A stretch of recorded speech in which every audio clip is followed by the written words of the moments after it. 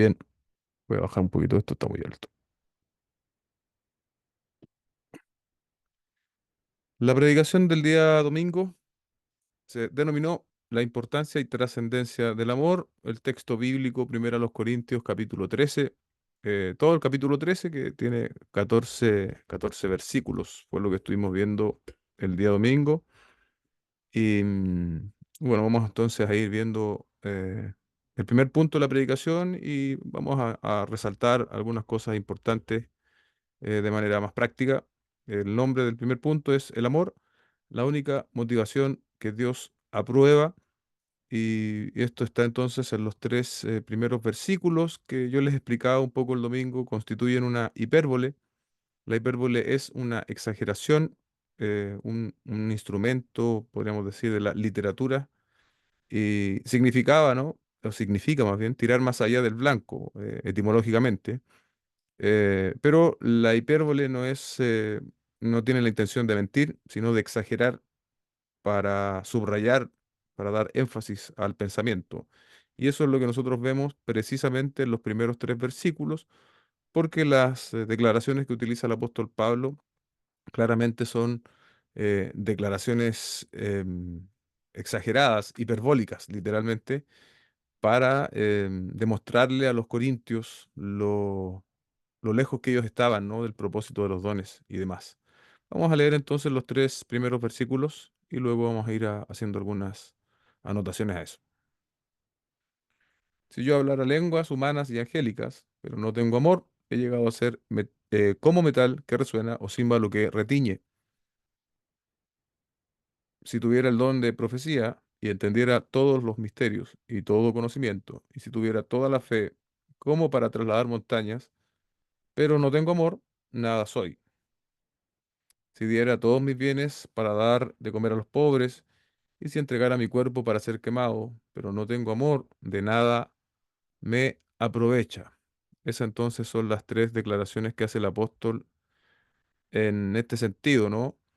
Y lo común en estos tres versículos es que no importa lo sorprendente o llamativo que pueda ser un don o lo poderoso que pueda ser, no tiene, si no tiene amor, dice el apóstol Pablo, esto está desaprobado por Dios. No importa cuán dadivoso tú seas, no importa cuántos misterios puedas discernir, cuánto conocimiento puedas llegar a tener, sin amor, sin la base del amor, eso no tiene el menor valor a los ojos de Dios. Puede ser valorado a los ojos de los hombres, pero quien conoce el corazón y quien conoce el propósito de los dones lo desestima. Decía yo el domingo, las apariencias engañan y muchas veces nosotros mismos nos autoengañamos, ¿no? Pensando de que producto de que somos usados o tenemos alguna gracia del Señor, eso como que nos valida. Lo que el Señor quiere de nosotros es precisamente que ejerzamos nuestros dones fundamentados en el amor.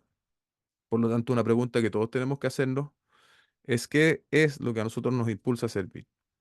Nos impulsa a servir el ser reconocidos, el ser vistos, el tener cierta reputación, la actividad, ¿cierto? La actividad igual tiene un componente de dar sentido de estar haciendo algo, sentido olvido la palabra en este momento, pero el sentido de estar haciendo algo útil, ¿no?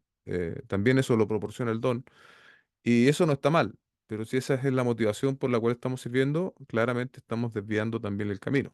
Por lo tanto, cada uno de nosotros debe preguntarse, ¿cuál es el motivo por el cual yo sirvo? Ese motivo debe ser el amor que el Señor nos proporciona.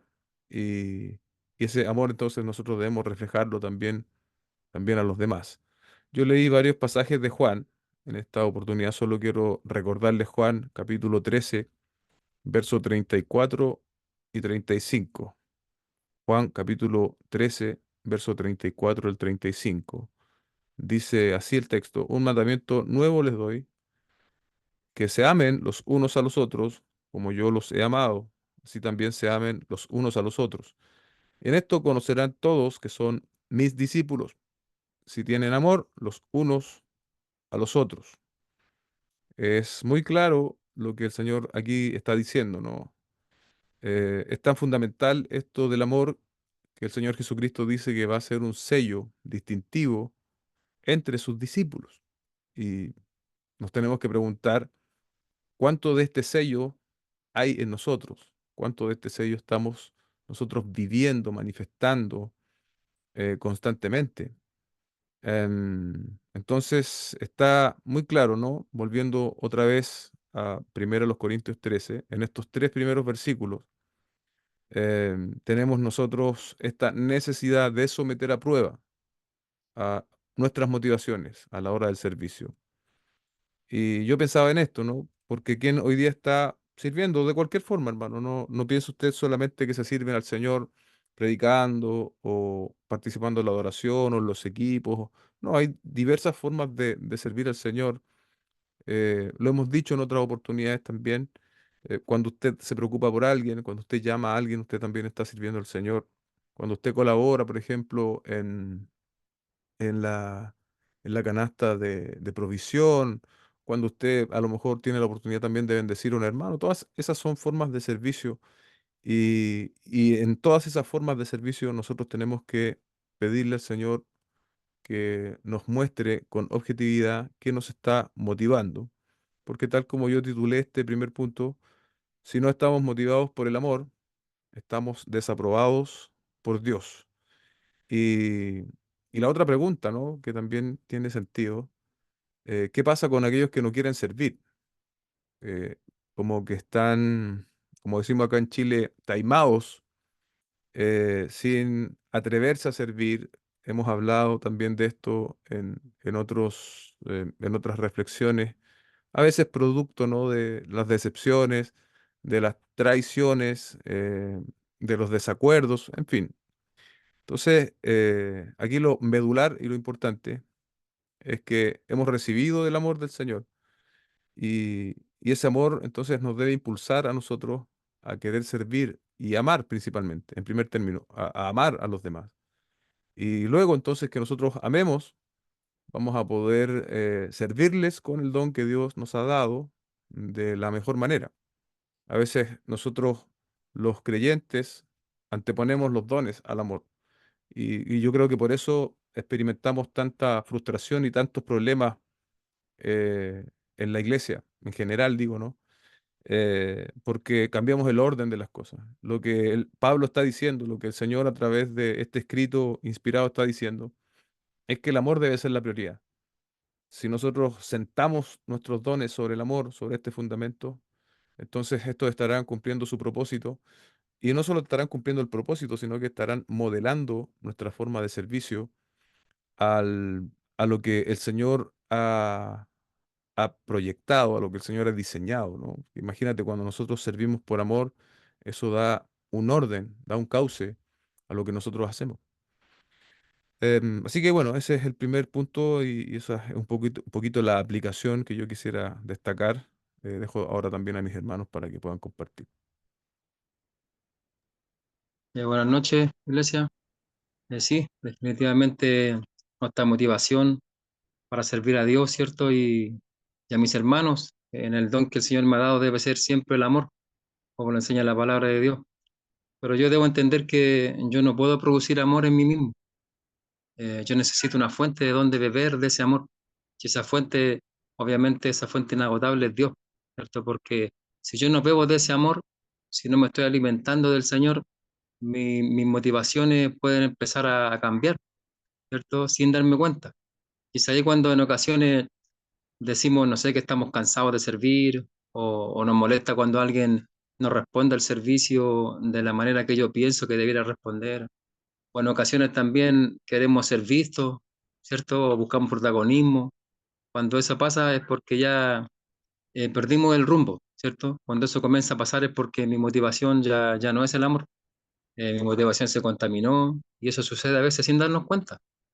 Creo que lo que debemos hacer nosotros, cada uno de nosotros constantemente, es venir al Señor en arrepentimiento y pedirle a Él que me dé la motivación correcta para servirle. Porque mis motivaciones nunca son, bueno, no son puras, nunca. Siempre están contaminadas por mi pecado, por el pecado que está en mí. ¿cierto?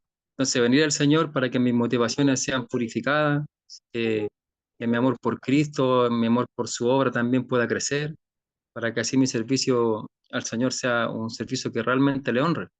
Porque yo puedo engañar a todos, ¿cierto? Puedo aparentar un servicio piadoso, lleno de amor, de bondad, pero a Dios no le puedo engañar, ¿cierto? Él conoce mis motivaciones y estas deben ser purificadas constantemente, todos los días, y para eso debo ir a esa fuente de la cual puedo yo beber amor para poder entregar eso.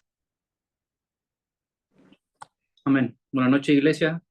Sí, vimos en el capítulo 12 vimos cómo Pablo expone o da evidencias de la pérdida de los corintios del amor, y aquí, bueno, en el capítulo 13 nos explica lo que es el verdadero amor. Y el amor es más importante que todos los dones espirituales. Y el amor logra que nuestras acciones y nuestros dones sean útiles. Nosotros podemos ir y servir, pero no tener amor. De igual forma vamos a servir y de igual forma vamos a hacer la labor.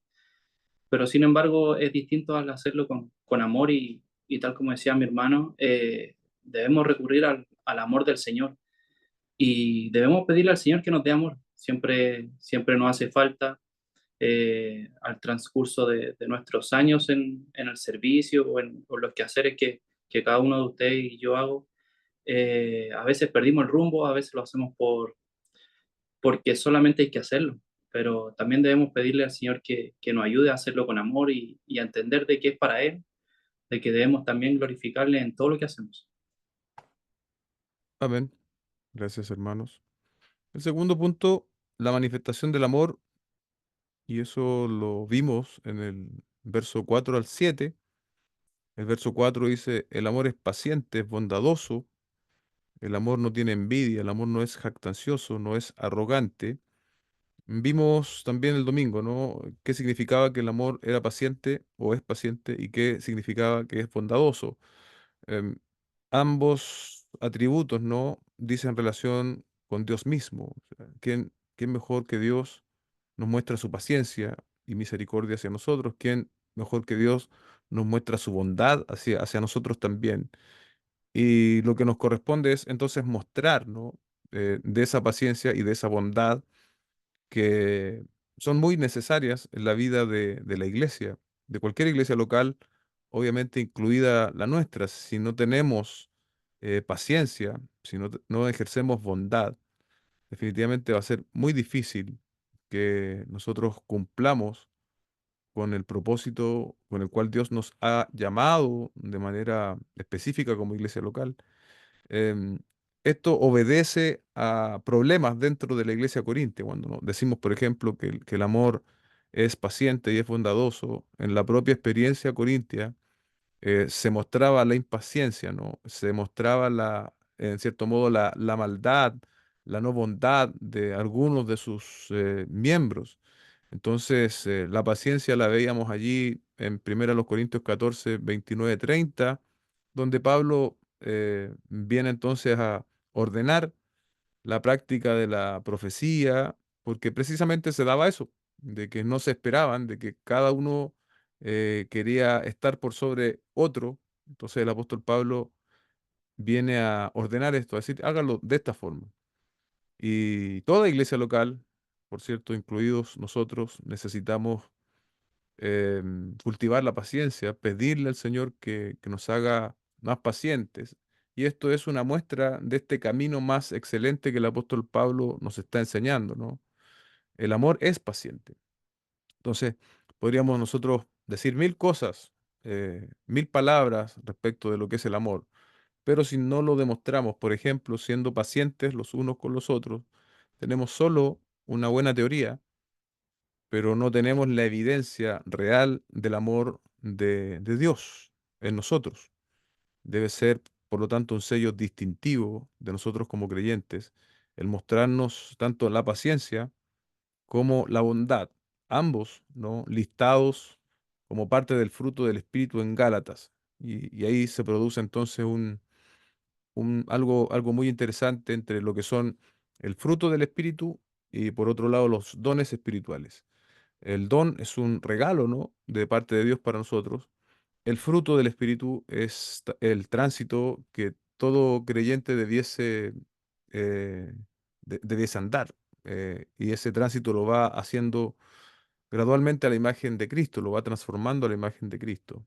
Por lo tanto, cuando nosotros desarrollamos, cuando nosotros corremos este camino del amor, eso va a permitir que nuestros dones glorifiquen de mejor manera al Señor y sean de mucho más edificación. Porque recuerde que usted, el amor está enfocado en el otro y no en sí mismo. Estas cualidades, ¿no? Podemos decir que eran escasas en los corintios, pero lo más relevante, amados hermanos, es que nosotros tengamos la capacidad de vernos a nosotros mismos en el espejo de la palabra y ver cuánta paciencia, cuánta bondad hay en nosotros o no la hay, para ser cambiados, para, tal como decía Andrés antes, ¿no? Podamos reconocer este pecado, pedirle al Señor que opere cambios profundos en nuestra forma de vivir nuestro cristianismo.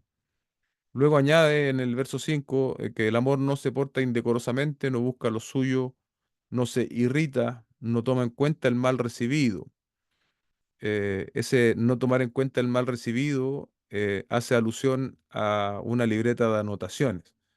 Entonces, cuando nosotros no practicamos el amor, nos transformamos en personas rencorosas, que llevan un verdadero listado de las veces que las personas les han fallado, o él piensa o ella piensa que le han fallado, o que no han estado a la altura. Lleva un registro de las ofensas. Pero el apóstol Pablo está diciendo precisamente que el amor no hace eso. El amor no toma en cuenta el mal recibido, tal como nuestro propio Señor Jesucristo nos mostró. El Señor Jesucristo es la mejor muestra de que Él no toma en cuenta el mal recibido. Y es por eso que nosotros hoy día somos hijos de Dios. Y es por eso también que nosotros debemos reflejar de ese amor hacia nuestro prójimo. Veíamos también otra vez en la propia experiencia de la iglesia corintia, hay una alusión directa, ¿no? A la cena del Señor, cuando muchos corintios estaban ahí en el capítulo 11 precisamente más preocupados de sus necesidades y habían desvirtuado el sentido de la cena del Señor, se adelantaban a comer, hacían verdaderos banquetes, ¿no? Mientras otros hermanos ni siquiera tenían para comer, para sustentarse. Habían desvirtuado, como dije antes, absolutamente esto. Estaban pensando siempre, al menos en la cena del Señor, en sí mismos. Es algo que nosotros no debiésemos hacer, sino por el contrario, el amor se enfoca en las necesidades del otro. El texto dice no se irrita y bueno, ya hacía algún comentario respecto de no toma en cuenta el mal recibido. También ahí hablamos, ¿no? De lo que pasó en 1 Corintios 6, respecto de que los corintios estaban llevando a juicio a otros creyentes frente a los tribunales civiles, por así decirlo, de la época, en lugar de resolverlo entre ellos. Y el apóstol Pablo al final les pregunta, ¿no? ¿Por qué mejor no soportan el agravio, no soportan la ofensa? Esa debiese ser la actitud cristiana. Eso debiese a nosotros caracterizarnos, tener la capacidad de, de recibir la ofensa muchas veces, de recibir y de no querer hacer justicia por mano propia. Eso también otra vez nos muestra de manera perfecta nuestro Señor Jesucristo y nosotros debemos ciertamente caminar por esa misma senda, pero muchas veces nuestro propio orgullo nos lo impide. Muchas veces fracasamos, ¿no? Cuando somos ofendidos, bien digo, y reaccionamos mal. Yo creo que a quien no le ha pasado, en determinados momentos se ha sentido sobrepasado y ha tenido una mala reacción, una mala palabra, un mal gesto, y sentimos, ¿no? Que le hemos fallado principalmente al Señor al ofender a esa persona, a ese hermano, a ese amigo, a ese familiar. Y bueno, lo que debiésemos hacer es pedir perdón. Muchas veces tampoco lo hacemos. Y ahí en realidad yo creo que en esos momentos, iglesia, es cuando nosotros nos damos cuenta de que en verdad nos falta mucho. Nos falta mucho por recorrer a llegar a ser hombres y mujeres que reflejen al Señor Jesucristo. Pero lo importante es que cuando eso suceda, podamos nosotros transitar el camino del amor. reconocer allí mismo nuestras debilidades y si hemos ofendido, pedir perdón y, y poder entonces progresar en este sentido y no quedarnos siempre con esa típica frase, ¿no? Que dice que, bueno, lo que pasa es que yo soy así, ese es mi carácter y bueno, el Señor me llamó así, yo no voy a cambiar eso, hermano, es un pensamiento que ofende el poder de la gracia del Señor y el plan que Dios tiene para con nosotros, porque Dios nos ha llamado a vivir progresivamente más a la imagen de Cristo. Eh, el Señor no quiere que nosotros nos quedemos como llegamos a la fe. El Señor quiere que nosotros progresemos y ese progreso tiene que ver precisamente en este contexto, ¿no? Con nuestras reacciones, que tengamos reacciones llenas de amor y no llenas de ira o de mal. Hablando de la justicia, y creo que este verso 6 tiene relación con todo lo que se dice después, ¿no? Cuando dice el amor todo lo soporta. Dice, el amor no se regocija de la injusticia, sino que se alegra con la verdad. También hubo una situación que nos ayuda a entender esto en la iglesia corintia, en 1 Corintios 5, donde un hombre estaba, ¿no? Con la mujer de su padre. Y los corintios estaban impávidos, sin reacción frente a esa situación. Claramente el apóstol Pablo les escribe que ellos tenían la herramienta, la instrucción para poder haber intervenido esa situación de mejor forma o de la manera que había que hacerlo, pero ellos no lo habían hecho. Entonces, ahí vemos, ¿no? Cómo el amor no es un amor flexible al límite de tolerar el pecado, al límite de permitir conductas licenciosas como esta, sino muy por el contrario. El amor siempre cuadra con la verdad bíblica, el amor siempre cuadra con la norma divina. Sería imposible que el amor de Dios y el amor que Dios quiere que nosotros experimentemos fuese más allá de los mandatos de Dios y de lo que Él ha definido, por decirlo de algún término amplio, lo que es la santidad. Entonces, el apóstol Pablo allí fue muy serio, ¿no? El amor genuino siempre nos va a conducir por la verdad y nunca en contra de la verdad, nunca más allá de la verdad. Y en esto hay también hay mucha distorsión.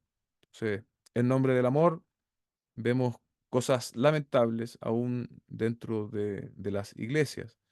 Y el Señor nos ayude, hermanos, a entender y a poder practicar esto con la seriedad que debe ser, ¿no? Aquí tiene obviamente aplicación el asunto de la disciplina dentro de la iglesia. La disciplina dentro de la iglesia es una muestra de amor por aquel que está siendo disciplinado. No se pretende el castigo, sino que se pretende la restauración de esa persona. Y, y dejarlo tal como está, uno estaría comportándose como lo hicieron los corintios en su oportunidad.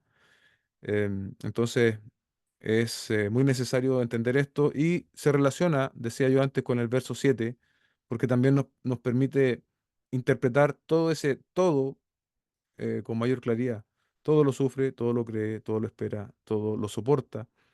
Pero todo, ese todo, por así decirlo, también está limitado por la verdad de Dios. Y yo pensaba en esto esta tarde, de qué manera puede aplicarse esto, todo lo cree, todo lo espera y todo lo soporta. Bueno, todo lo cree eh, de manera, de manera correcta aplicado, ¿no? Yo daba un ejemplo allí el día domingo que creo que podría haber ilustrado bien el punto. Pero ahora, pensando en cuál era el problema de los corintios respecto de todo lo cree que le está diciendo el apóstol Pablo, o más específicamente, cuál es nuestro problema muchas veces respecto de todo lo cree. O sea, ¿por qué no estamos nosotros en el encuadre bíblico muchas veces de qué significa vivir todo lo cree? Bueno, una de las cosas que yo pienso que pasa es que buscamos segundas intenciones respecto de los demás. Siempre como que queremos ver debajo del agua y siempre estamos actuando con suspicacia. Aquí es un terreno un poco delicado, ¿no? Porque la línea entre una y otra cosa puede ser difícil de determinar. Una cosa es el discernimiento, ¿no? Y otra cosa es la suspicacia llevada al extremo y estar sospechando de segundas intenciones respecto de cada cosa o de cada persona que sirve en la iglesia. Es distinto, ¿no? Entonces tenemos nosotros que también buscar esa práctica del todo lo cree de manera equilibrada, sin caer en extremos. Todo lo espera. Entonces, en el todo lo espera, yo me concentro, ¿no? En que otros no maduran. Otros no maduran, pero lo importante en este sentido es cuánto estoy madurando yo, cuánto estoy creciendo yo. Y respecto de los demás que nos toca, bueno, esperar. O cuánto los otros están manifestando el don, teniendo en cuenta el contexto de lo que estamos hablando. Me va a tocar muchas veces esperar esa manifestación del don. Lo que nos toca de manera personal también es hacer ese análisis individual. Y finalmente todo lo soporta. Bueno, podríamos verlo así, ¿no? Bueno, no me gustó, entonces me voy a otra parte. Y muchas veces con ligereza, ¿no? Vemos como los creyentes van de una iglesia en otra con la pretensión de encontrar una iglesia ideal, una iglesia perfecta, y esa iglesia no existe. No existe una iglesia perfecta, no existe el pastor perfecto, no existen los miembros perfectos. Existen pecadores que han sido redimidos por la gracia del Señor y que procuran alcanzar madurez y crecimiento para dar gloria al Señor, pero que con todo siguen luchando con sus propias debilidades, pero están ahí en el camino. Entonces, la idealización o muchas veces el buscar una iglesia conforme a lo que tú piensas, ¿no? Que debe ser una iglesia, suele ser un problema constante. Yo tengo una teoría, esto obviamente no está respaldado por estadística, pero yo creo que en general la iglesia evangélica crece muy poco. Un punto de crecimiento son los niños que nacen y que pasan a ser parte de la estadística. Lamentablemente, muchos de esos niños ni siquiera se quedan en la iglesia una vez que son adolescentes, jóvenes y adultos. Y el otro punto de crecimiento en realidad no es tal, porque es gente que va de una iglesia a otra, precisamente porque, al menos teniendo las condiciones básicas de lo que debe ser una iglesia, ¿no? Lo elemental, muchas veces van rotando de iglesia en iglesia. Claramente hay excepciones de las cuales hemos hablado en otras oportunidades que hacen necesario abandonar cierto determinado tipo de iglesias, ¿no? Sobre todo cuando no se honra la verdad de Dios. Eh, pero a veces los creyentes no soportan nada, porque lamentablemente hemos levantado una idea personal de lo que debe ser la iglesia, una idea particular, individual, y no la idea de Dios. Lo otro que hay que entender es que una cosa, yo acá tengo unos libros que son re buenos, de 9 marcas. Una cosa, por ejemplo, las 9 marcas de una iglesia saludable, de eso habla eso. Una cosa es el estándar descrito, ¿no? Y otra cosa es la realidad. Muchos hoy día también con este boom de la sana doctrina están buscando una iglesia así, una iglesia de 9 marcas. Pero eso, eso es un idealismo. Yo creo que así como nosotros y otras iglesias, claro, estamos con la intención de hacer las cosas mejor para el Señor y escrituralmente. Pero yo creo que siempre hay un desafío por delante. Yo no creo que exista una iglesia que sea perfecta en todo lo que hace. No creo, porque la iglesia está protagonizada, los miembros de la iglesia somos personas como tú y como yo. Entonces estamos en constante confrontación con nosotros mismos, siendo cambiados a la imagen del Señor, pero aún con un fuerte delta, una fuerte diferencia entre lo que Dios quiere que nosotros seamos y lo que nosotros debemos ser. Entonces, la iglesia de catálogo no existe. Y allí el todo lo soporta, yo creo que tiene mucha aplicación. Em, los dejo, hermanos, también antes de pasar al tercer punto. Sí, sí, el amor siempre se debe manifestar, ¿cierto? Si nosotros hemos recibido el amor del Señor, debemos manifestarlo. Dios manifestó su amor dando a su Hijo Jesucristo. Y también nosotros debemos manifestar este amor sirviéndole, sirviendo al Señor y tratando de desarrollar estas características que hablaba estos versículos, ¿cierto? La paciencia, la bondad, dejando a un lado el egoísmo, etcétera. Pero yo no puedo decir por ejemplo, que amo a mi esposa si no se lo demuestro en la práctica, ¿cierto? Así también yo no puedo decir que amo a Dios si yo no lo demuestro sirviéndole, teniendo un esfuerzo honesto por guardar sus mandamientos.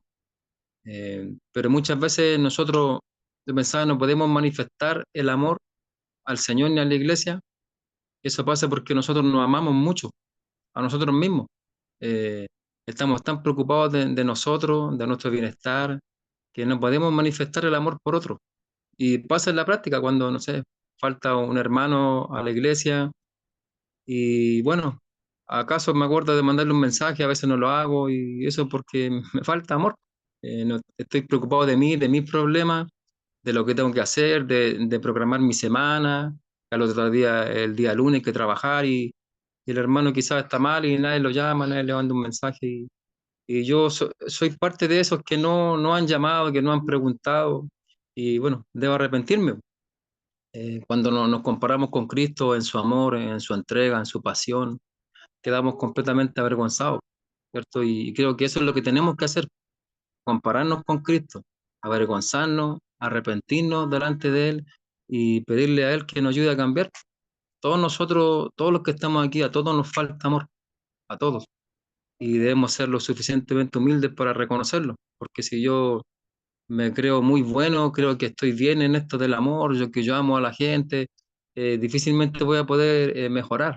Pero si yo reconozco realmente que necesito ser transformado todos los días, crecer en amor, y le pido al Señor y me humillo, el Señor va a hacer una obra, va a hacer una obra. Esto es una obra espiritual. El que yo cambie algo espiritual, yo no puedo proponerme mañana levantarme y decir, ya desde ahora yo voy a empezar a manifestar el amor. Hay un componente también de una decisión, pero es el fruto del Espíritu también. Entonces, bueno, que una vez más volver a la fuente, a Cristo y que Él nos transforme, que Él nos transforme, porque todos los que estamos aquí lo necesitamos. Amén. En este segundo punto vemos cómo el tipo de amor de Dios es canalizado hacia otros, hacia los demás. Eh, y esta clase de amor va en contra de lo que el mundo nos dice, en donde cuántos de nosotros no hemos escuchado esa frase de que debes amarte, debes tener más amor propio. Y esto es puro egocentrismo nomás, es puro basándose en nosotros y no en los demás. Y es por esto que nosotros debemos pedirle al Señor que nos ayude, que nos dé más amor y que este amor se manifieste en los demás. Yo estaba pensando en la canasta de provisión. No sé si yo económicamente estoy estable y me comprometí, no sé, con arroz, pero yo puedo llevar fideos. Si llevo arroz y fideos, no me va a desestabilizar económicamente, pero yo no lo hago. Ahí también me falta amor, sabiendo que en la iglesia tenemos muchas necesidades, sabiendo que a veces no se alcanza a cubrir todas las necesidades que tienen los hermanos. Y por eso también debemos pedirle al Señor que nos ayude, que nos dé más amor, y que nos ayude a dejar de lado todos nuestros deseos. Cuanto más nos parezcamos a Cristo, más amor podemos brindar a los demás. Así que un buen punto también pedirle al Señor que nos ayude, a arrepentirnos, a pensar también en los demás, no solamente en nosotros mismos. Ahí el versículo 5 donde dice, no busca lo suyo. Eh, Eso también el amor, en donde también nos preocupamos de los demás. O inclusive mi hermano decía sobre cuando alguien falta, no le mandamos un mensaje y también está lo otro. A veces ni siquiera sabemos quién falta, porque no conocemos la realidad o todos los que se congregan en la iglesia. Y una forma de saber es conversando, es teniendo amor por los demás y eso, iglesia, que el Señor nos ayude a tener más amor entre nosotros, a conocernos más y ayudarnos entre las necesidades de los demás. Esa es una forma también de manifestar el amor del Señor. Amén. El tercer y último punto, aquí está la trascendencia del título, ¿no? Que yo mencionaba. El amor permanecerá, y eso está entre los versos 8 al 13, el apóstol Pablo dice, el amor nunca deja de ser, pero hay dones de profecía, pero si hay dones de profecía, se acabarán, si hay lenguas cesarán, si hay conocimiento se acabará. Aquí hace el contraste claro, ¿no? Entre el amor y los dones. Eh, es, queda de manifiesto que el amor permanece y los dones en algún punto se acabarán. El apóstol Pablo acá menciona esto, ¿no? La profecía, las lenguas, el conocimiento, probablemente retratando un poco la realidad también o apuntando a los énfasis de los corintios. El verso 9 dice, porque en parte conocemos y en parte profetizamos.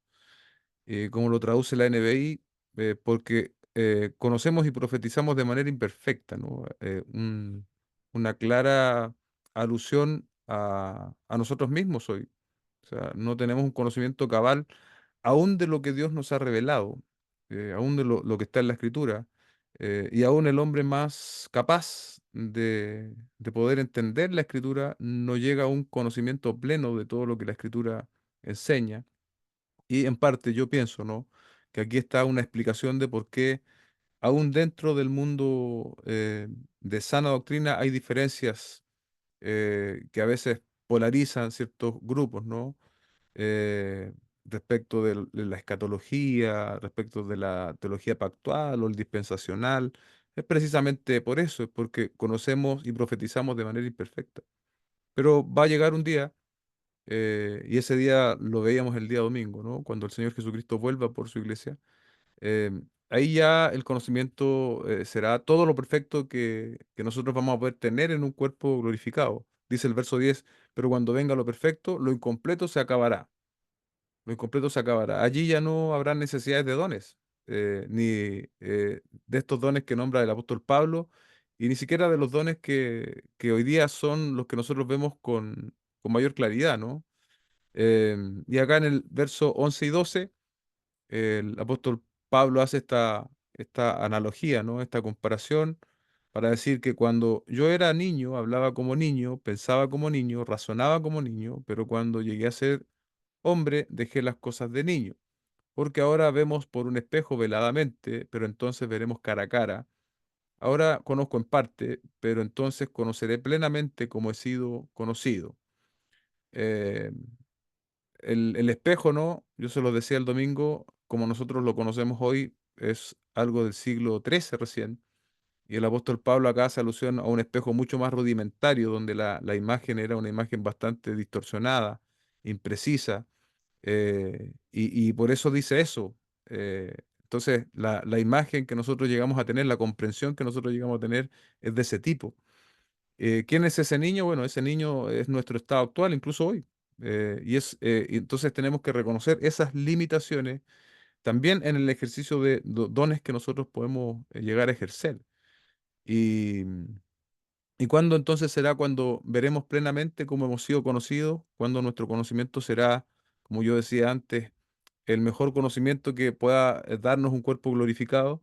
Es cuando venga el Señor Jesucristo, como dice Primera de Corintios 1:7, esperando ansiosamente la revelación de nuestro Señor Jesucristo. Allí no van a hacer falta más los dones, pero ¿y por qué entonces el amor va a permanecer? Porque la experiencia del amor va a acompañarnos también en la eternidad. ¿Sí? Dios Trino manifiesta un amor en las tres personas de la Trinidad, y es lógico que el pueblo de Dios va a amar eternamente a Dios también. Entonces el amor va a seguir siendo parte de la escena de la eternidad, tal como dice el verso 13, ¿no? Ahora permanecen la fe, la esperanza y el amor, pero el mayor de ellos es el amor. Yo les leía una cita de un teólogo, solo quiero rescatar esto. Allá amaremos perfectamente a Dios, allá nos amaremos perfectamente unos a otros. Y aquí también hay algo interesante para añadir y pensar. Y es que, claro, podemos nosotros decir, bueno, eso va a ser cuando el Señor venga, eso va a ser en su reino consumado. Y podríamos nosotros pensar o podríamos abrigar un pensamiento equivocado en el sentido de que no lo tomamos como una meta a realizar. Entonces, también debe ser una meta. aunque nosotros sabemos que no vamos a llegar a amarnos perfectamente en el escenario de esta tierra, eso no quiere decir que lo tengamos como una meta. De hecho, cuando nosotros nos remontamos al contexto original donde se escribe todo esto, también era un poco la intención del apóstol Pablo, empujar a los corintios inmaduros en sus dones a lo que es verdaderamente importante y que ellos puedan crecer también en el amor, que ellos estén buscando la vivencia, la práctica de un amor más perfecto, reflejando así el amor que ellos habían recibido de Cristo, ahora hacia los otros hermanos. Y eso, sin lugar a dudas, como yo dije hace un rato, iba a hacer que los dones funcionaran de manera mucho más coherente o consistente con con el propósito que Dios le había dado. Los corintios se habían alejado un poco de ese propósito. Y la forma o el remedio, el antídoto para que ellos volviesen al original plan de Dios es que pusieran el don como, perdón, que pusieran el amor como prioridad antes que el don. O sea, eso nosotros tenemos que también perseguirlo. Si bien va a ser en el cielo cuando va a ser esta escena perfecta, tenemos que procurarla también en el escenario de esta tierra y pedirle al Señor que nos ayude a progresar también en este sentido. Así que bueno, así yo termino también el punto 3 para pasar a escuchar a mis hermanos. Eh, sí, este punto me lleva a pensar un poco o hacer un contraste entre lo temporal y lo eterno, ¿cierto? Los dones que hemos recibido son un regalo, pero son temporales, se acabarán. Pero el amor es una característica del genuino Hijo de Dios y esa característica se seguirá perfeccionando, manifestando hasta la eternidad, ¿cierto?